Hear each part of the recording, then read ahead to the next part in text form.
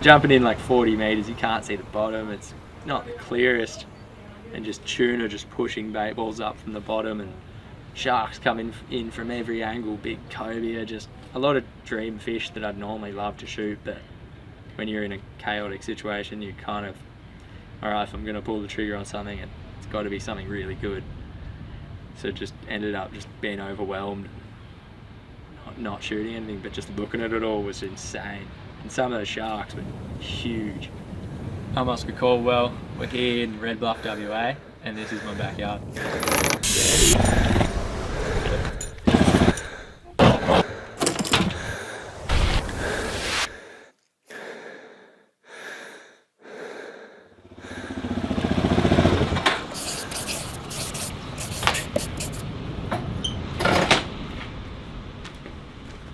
Coming over that hill, especially if it's nice weather and you can see all the reef, you're just instantly just buzzing on what you're going to do. You're going to surf, you're going to go dive, what are we going to do right now?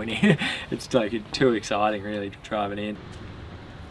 Yeah, so there's 5 of us packed into the spare room in the house, all doing school online, sharing a computer basically to email off your assignment to an online school called School of the Air. All I've ever done, so I don't really have anything to compare it to, but if it allows you to live somewhere like this, then it's pretty good, because there'd be a lot of kids around the world that it kind of supports to let them live somewhere like this, or else you just really couldn't. You'd hate to have to go to boarding school or something. Too much to miss out on, I think. People don't really realise, but it is actually a running sheep station here on Quobba, but even though Mum and Dad just run the kind of campsite end of it, so you see a fair bit of that driving in, but it kind of adds to the deserty vibes of the drive in. But yeah, we always kind of grew up with both ends of that, you know, do a bit of mustering sheep on the weekends and then back into surfing when there's swell. Some people just don't realise that when you come out here you need to bring everything. You need to bring everything you need, all your water, all your food, fuel to get home, get around while you're here. Full desert, man, there's nothing. You're going to struggle to find fresh water around here. Good, yeah. You see those sharks busting up down there? Chuck your stuff in and go get the ski sword and get in the water. Try and find some big mackies. Growing up for us fishing with Dad was always like, it's fun, but it was something you had to do to get food really. Like 5 kids. Family of 7 here, you kind of have to live off a bit of fish, otherwise you'd be going to town every second week for some food. So yeah, it was always kind of a necessity to catch fish. Probably the most efficient way for me anyway to get fish is spearing, and then yeah, just the experience really. You spend so much time in there and it feels so good to just be laying on the bottom and just seeing that, just finding the fish that you want to eat, and that's it, you've got it. And even once you've got the fish you're going to eat for dinner, just to go and watch what everything else is doing, what the sharks are eating, how the fish are all behaving, just insanely fun. Oh, if you get those days where, you know, you're diving well, the breath hold feels pretty good, the water's clear, you feel comfortable, you're not cold, and you know, you're in the middle of the bait ball or laying on the bottom and you just feel comfortable and you're meant to be there, and you don't feel out of place, you don't feel like everything's all the fish are looking at you, all the sharks are coming for you, just you're like them, you're in there with them.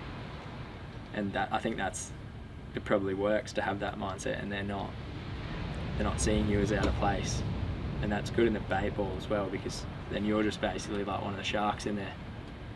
They're not going to hassle you, you're just cruising.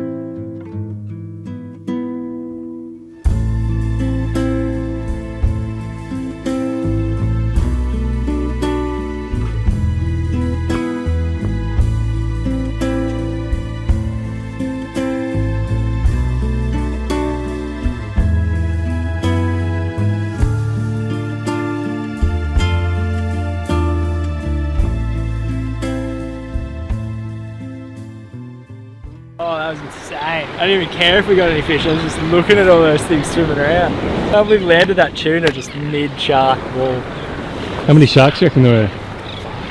I didn't even see the target that you were looking at. Had to be like 20 or 30 sharks. 20 or 30 sharks? Easily. Yeah. Easily 20 or 30 sharks. Heaps of big ones. I swear normally when you see them in bait balls they're just like heaps of small ones, but they were all like good size. We're pretty young parents when we were younger, so always had the energy to kind of keep up with us, and pretty much just like one of your mates, surfing and diving with them. Just, yeah, always kind of competitive, just trying to get to his level. You'd see him laying on the bottom and wasn't even wearing a weight belt. I couldn't even dive at all. You'd never get down to him, and now I'm like being a bit older and being able to push it with him is pretty epic. Get him in the water and get into it. But yeah, always drawn off that with the kind of side of he's fairly confident in the water and comfortable and insane surfer. So yeah, always just wanted to get to that level, I think. My missus just bought this for me for my birthday. It's like sick of me bringing home tip boards and just trying to surf snap nose things from the tip. Probably the first newer board I've had since I was like 13, I think. So, see if that helps.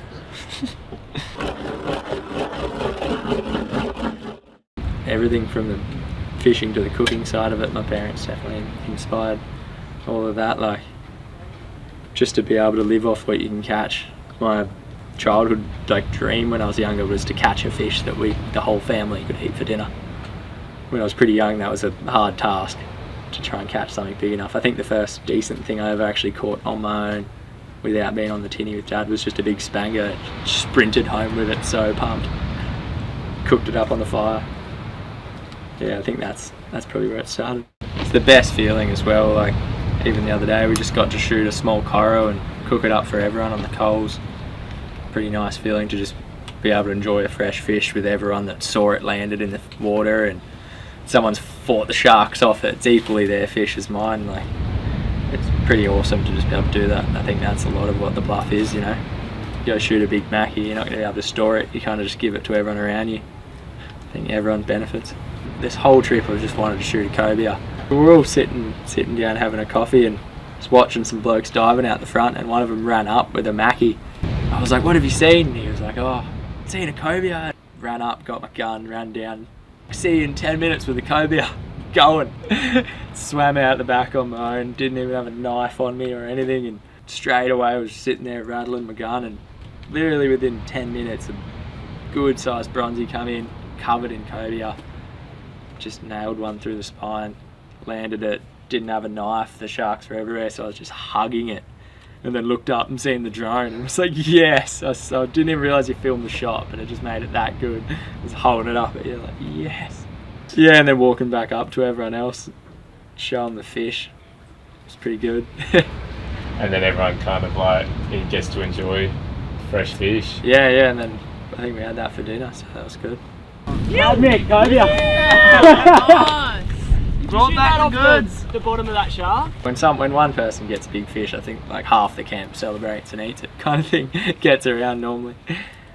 Yeah, so the busier times of year, and there's swell and the weather's all nice and all the tourists come in, you could have 100 people here and it wouldn't even be that crazy. But then you have the other times of the year where it's windy as, and there's not a single camper here, and it's just our family and the other family, the Durants, that live here. And yeah, that's almost your favourite time, when there's no one here and you can go and surf. If there is waves at the point, you're surfing them on your own, and it's not even a chance someone's going to come out.